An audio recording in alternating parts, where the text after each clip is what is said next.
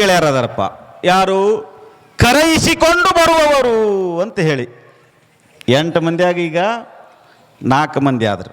ಹೌದಲ್ಲ? 4 ಮಂದಿ ಆದರು. ಇವರು ಕರೆಯಿಸಿಕೊಂಡು ಬರ್ತಾರಂತ ನೋಡ್ರಿ. ಇವರಿಬ್ಬರು ಅದರಲ್ಲಿ ಇವರು ಕರೆಯಿಸಿಕೊಂಡು ಬರ್ತಾರಂತ.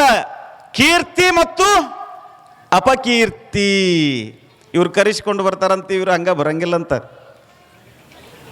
ಕೀರ್ತಿ ಅಂತಂದ್ರ ಇದನ್ನ ನಾವು ಗಳಿಸಬೇಕು. ಕೀರ್ತಿನ ನಾವು ಗಳಿಸಿದ್ರೆ ಮಾತ್ರ ಬರ್ತದೆ, ಇಲ್ಲಕಂದ್ರೆ ಬರಂಗಿಲ್ಲ. ನಮ್ಮ ತಂದೆ ತಾಯಿಗಳ ಮರ್ಯಾದೆಯನ್ನ, ನಮ್ಮ ಮನೆತನದ ಮರ್ಯಾದೆಯನ್ನ ನಾವು ಉಳಿಸಬೇಕಾಗಿತ್ತು ಅಂದ್ರೆ, ನಮ್ಮ ಮನೆತನದ ಕೀರ್ತಿಯನ್ನ ನಾವು ಹೆಚ್ಚಿಸಬೇಕಾಗಿತ್ತು ಅಂತಂದ್ರೆ ನಾವು ಮೊದಲ ಸಂಸ್ಕಾರವಂತರಾಗಬೇಕು. ಈ ಕೀರ್ತಿಯನ್ನ ನಾವು ಗಳಿಸಿಕೊಂಡ್ರೆ ಮಾತ್ರ ಬರ್ತದೆ. ಇವನು ಒಬ್ಬ ಗೆಳೆಯ. ಅಪಕೀರ್ತಿ ಇವನು ಒಬ್ಬ ಗೆಳೆಯ ಅಂತ. ಹಾಗಾದ್ರೆ ಕೀರ್ತಿ ಮತ್ತು ಅಪಕೀರ್ತಿ ಅನ್ನುವಂಥ ಗೆಳೆಯರಿದಾರಲ್ಲ, ನಮ್ಮ ಜೀವನದಲ್ಲಿ ಇವರು ಕೂಡ ಬಹಳ ಬಹುಮುಖ್ಯವಾದ ಪಾತ್ರವನ್ನು ವಹಿಸ್ತಾರೆ. ಎಷ್ಟು ಪಾತ್ರವನ್ನು ವಹಿಸ್ತಾರೆ ಅಂತಂದ್ರೆ, ಇವರು ಕರೆಸಿಕೊಂಡು ಬರೋರು. ಇವರು ನಾವು ಮಾತ್ರ ಗಳಿಸ್ಕೊಳಕ್ ಸಾಧ್ಯ ಇದೆ ಇದನ್ನ, ಇಲ್ಲಕಂದ್ರೆ ಬೇರೆ ಯಾರು ಗಳಿಸ್ಕೊಳಕ್ ಸಾಧ್ಯ ಇಲ್ಲ. ಹೆಂಗಪ್ಪ? ರಾವಣ ಬಹಳ ದೊಡ್ಡ ಮೇಧಾವಿ. ಯಾರ್ರೀ? ರಾವಣ ಬಹಳ ದೊಡ್ಡ ಮೇಧಾವಿ. ಅವನಂತ ಶಿವನ ಭಕ್ತ ಈ ಭೂಲೋಕದೊಳಗೆ ಎಲ್ಲಿ ಯಾರ ಹತ್ರ ಹುಡುಕಿದ್ರೂ ಸಿಗುತ್ತಿರಲಿಲ್ಲಂತೆ. ಅಂತ ಸ್ವತಃ ರಾಮನೇ ಯುದ್ಧವನ್ನ ಸಾರಬೇಕಾಗಿತ್ತು ಅಂತಂದ್ರೆ ನಿಜ ಬ್ರಾಹ್ಮಣ ಯಾರದನಲ್ಲ ಅವನ ಹತ್ರ ಹೋಗಿ ಯುದ್ಧ ಕಂಕಣದ ಪೂಜೆಯನ್ನು ಮಾಡಿಸ್ಕೊಂಡು ಬರ್ತಾನಂತ. ಯುದ್ಧ ಕಂಕಣದ ಪೂಜೆ ಯಾರ ಹತ್ರ ಹೋಗಿ?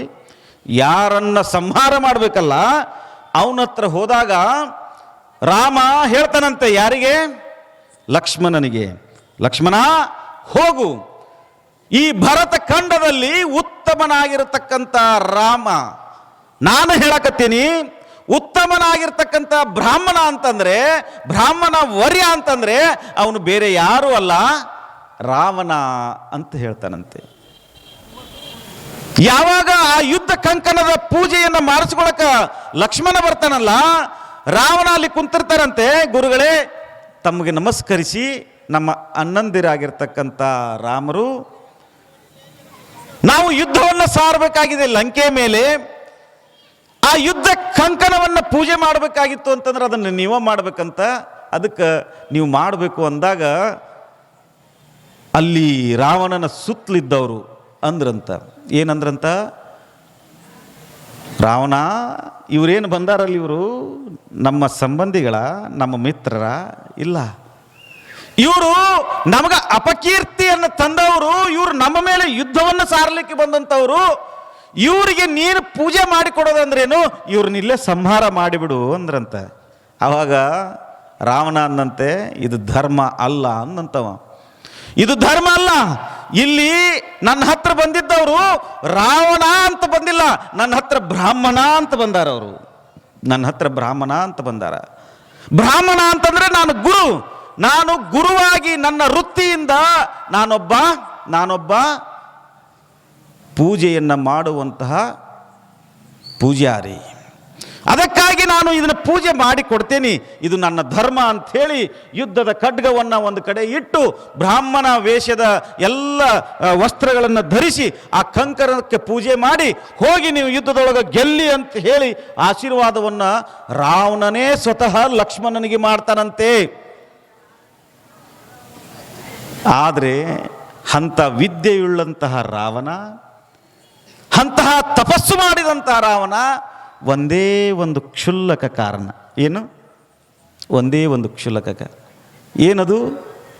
ಸೀತೆಯನ್ನ ಅಪಹರಣ ಮಾಡಿತ್ತು.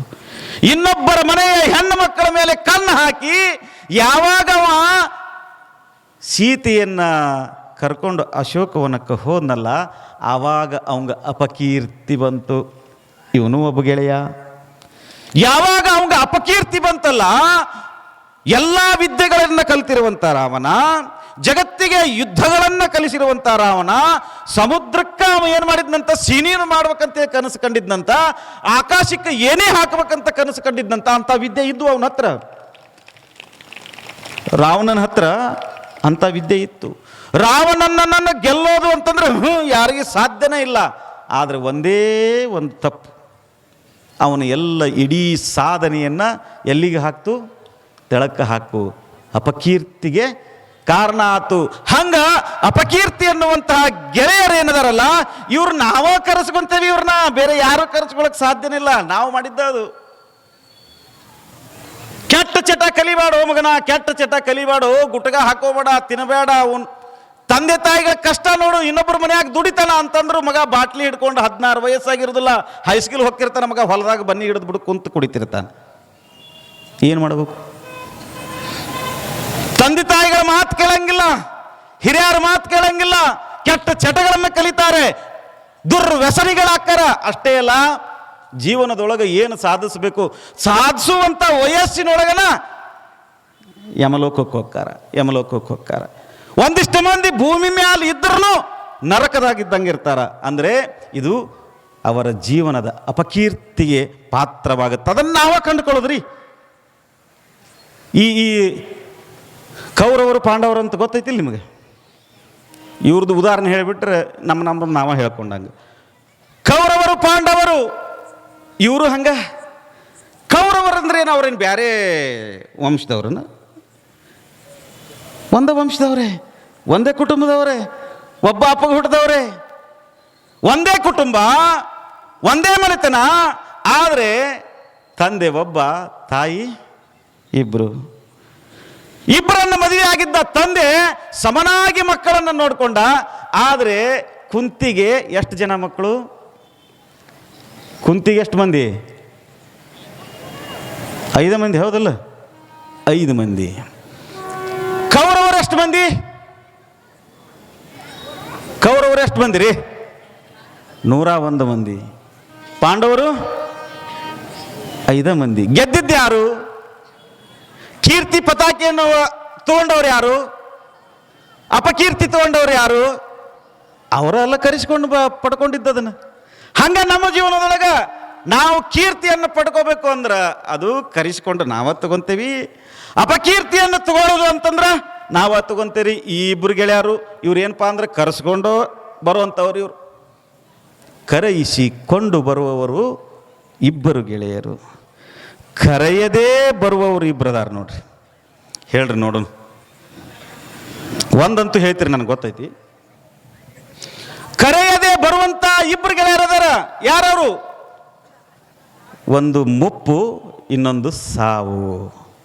ಇವ್ರನ್ನ ಯಾರೂ ಕರೆಯಂಗಿಲ್ಲ, ಹೌದಲ್ಲ? ಭಗವಂತ ಈ ಭೂಮಿಗೆ ನಮ್ಮನ್ನು ಕಳಿಸ್ಬೇಕಾಗಿತ್ತು ಅಂತಂದ್ರೆ ಹನಿ ಮೇಲೆ ಏನಂತ ಬರೆದಿತ್ತಾನ?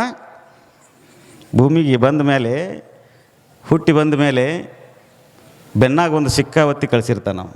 ಏನಂತ? No guarantee. ಇದು ಯಾವಾಗ ಹೋಗುತ್ತೆ ಗೊತ್ತಿಲ್ಲ. ಇದು ನಾವು ಅನ್ಕೊಂಡೇವಿ 100 ವರ್ಷ ಬದುಕ್ತೀವಿ ಅಂತ ಹೇಳಿ. ಯಾವಾಗ ಗಪ್ಪಕ್ಕತ್ತನ್ನೋದ ಗೊತ್ತಿಲ್ಲ. ಸಾವು ಎಲ್ಲರಿಗೂ ಬರೋದೇನೆ.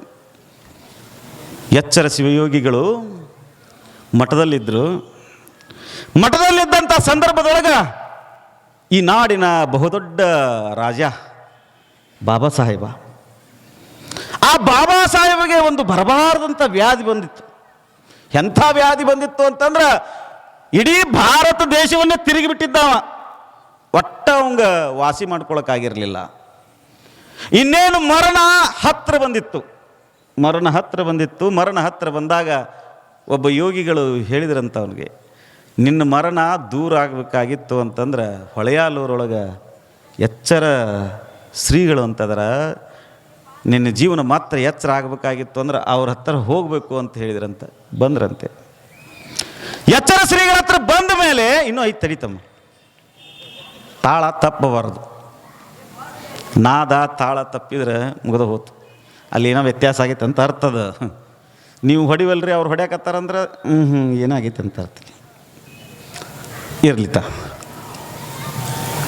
ಎಚ್ಚರ ಶಿವಯೋಗಿಗಳು ಬಾಬಾ ಸಾಹೇಬನ ಸುದ್ದಿಯನ್ನು ಕೇಳಿದ್ರಂತೆ. ಬಂದ್ರಂತವ್ರು ಬಾಬಾ ಸಾಹೇಬರು. ಯಾರ ಹತ್ರ? ನಮ್ಮ ಗುರುಗಳ ಹತ್ರ ಬಂದ್ರಂತೆ. ಯಾವಾಗ ಎಚ್ಚರ ಶಿವಯೋಗಿಗಳ ಹತ್ರ ಬಂದಾಗ ಜಗದ್ಗುರುಗಳು ಒಂದು ಅಪ್ಪನೆಯನ್ನು ಪಡಿಸಿದ್ರಂತೆ. ಅವನು ನೋಡಿದ್ರಂತ, ಇಡೀ ದೇಹ ನೋಡಿದ್ರಂತ. ಒಂದು ದೇಹ ನೋಡಿದಾಗ, ನೋಡಪ್ಪ ರಾಜ, ನಿನಗೆ ಬಂದಿರುವಂಥದ್ದು ಅಂಥ ಇಂಥ ವ್ಯಾಧಿ ಅಲ್ಲ. ಇದನ್ನು ಭೂಮಿ ಮ್ಯಾಲೆ ಇರುವಂಥ ಯಾವ ವೈದ್ಯರು ವಾಸಿ ಮಾಡೋಕ್ಕಾಗಂಗಿಲ್ಲ. ಇದನ್ನು ಭವರೋಗದ ವೈದ್ಯರೇ ಇದನ್ನು ನಾಶ ಮಾಡಬೇಕು. ಮತ್ತು ನೀನು ನನ್ನ ಹತ್ರ ಬಂದಿಯಲ್ಲ, ನನಗೇನಾರ ವಾಸಿ ಮಾಡೋಕ್ಕತ್ತಂತ ತಿಳ್ಕೊಂಡಿನು. ನಮ್ಮವ್ವ ಓದಾಳ ಬೇಕಿ, ನನ್ನ ಹಡದ ಓದಾಳ, ನಮ್ಮವ್ವ ಓದಾಳ. ನಾ ಹೇಳ್ದಂಗೆ ನೀ ಮಾಡಿದಿ ಅಂತಂದ್ರೆ ನಿನ್ನ ರೋಗ, ನಿನಗೆ ಬಂದಿರುವಂಥ ವ್ಯಾಧಿ ಎಲ್ಲ ಹೊಕ್ಕತ್ತೆ ಅಂದಾಗ ಎಚ್ಚರ ಶಿವಯೋಗಿಗಳು ಹೇಳಿದ್ರಂತೆ, ಎಲ್ಲಮ್ಮ ಗುಡ್ಡಕ್ಕೆ ಹೋಗು, 16,000 ಜನಕ್ಕೆ ದಾಸೋಹವನ್ನು ಮಾಡು. ಎಷ್ಟು ದಾಸೋಹವನ್ನು ಮಾಡಿ ತೃಪ್ತಿ ಪಡ್ತಾರಲ್ಲ ಅವರು, ಹರಿಸಿ ಹೋಗ್ತಾರಲ್ಲ, ಆವಾಗ ನಿನ್ನ ವ್ಯಾಧಿ ಹೋಗುತ್ತೆ ಅನ್ನುವಂಥ ಆಶೀರ್ವಾದವನ್ನು ಮಾಡಿದ್ರಂತೆ. ಬಾಬಾ ಸಾಹೇಬರು ಅಲ್ಲಿಗೆ ಹೋಗ್ತಾರೆ, ಹೋಗಿ ದಾಸೋಹವನ್ನು ಪ್ರಾರಂಭ ಮಾಡ್ತಾರೆ. ದಾಸೋಹ 10,000ಕ್ಕೆ ಅಷ್ಟ ಹೇಳ್ಯಾರಂತ ಹೇಳೋದ್ರೊಳಗ ಅದು ಲಕ್ಷ ದಾಟಿತ್ತಂತ. ಬಾಬಾ ಸಾಹೇಬರು ಹೇಳ್ಯಾರನ್ನುತ್ತಲೇ 1,00,000 ದಾಟಿತ್ತಂತ. ನಡಿಗೆ ಹೋಗ್ಬಿಟ್ನಂತ ಬಾಬಾ ಸಾಹೇಬ, ನಡಿಗೆ ಹೋಗ್ಬಿಟ್ನಂತ.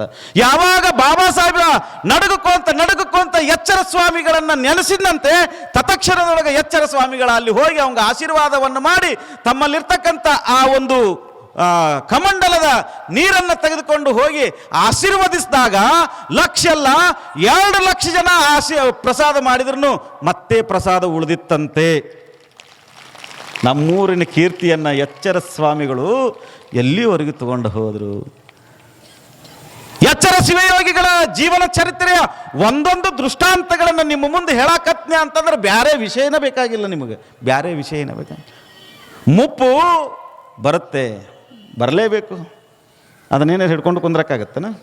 ನಾನು